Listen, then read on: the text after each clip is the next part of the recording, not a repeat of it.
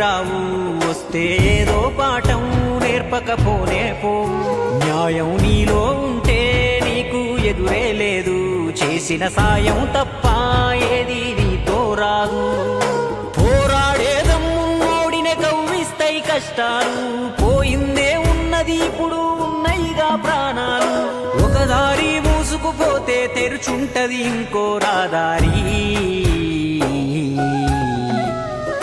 అన్నీ ముందుగా రాసే